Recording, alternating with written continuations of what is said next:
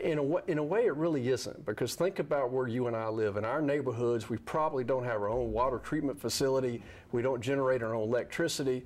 When the state government agencies were pretty much operating separate and apart from each other when it came to their network infrastructure and their IT management. So the concept with VITA is to consolidate those under a unified structure, put systems in place that operate when they're supposed to, and so that we could contain and sometimes try to drive down the cost. But you know, what we've achieved here is that for the next 10 years, that basic set of IT services that all state government relies upon will be delivered at a fixed cost during that entire time. So that uniformity across all state agencies is extremely important in our ability to respond to emergencies, to be able to communicate, to be able to have an infrastructure that is interconnected and dependent upon other components. That's the whole concept around shared services. And so that's why I like when people ask that question, because to me it's very similar in concept to the example I gave you. Right. The last question I have for you is the political implications that are likely to come from this.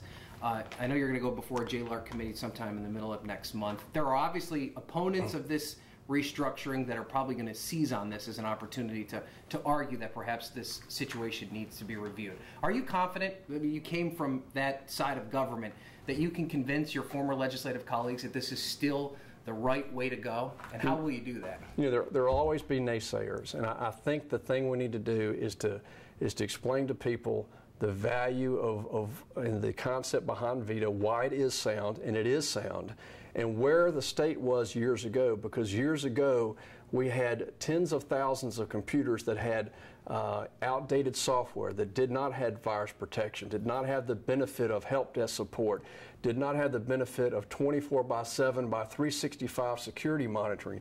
We have all of that in place today. Those are things that the Commonwealth could not have even dreamed of putting in place at some type of a reasonable cost. So, you know, the value that we bring to the table is something I'm certainly looking forward to explaining, but at the same time, we have to perform. You know, we've asked for this responsibility. We have to perform and make sure those systems stay up.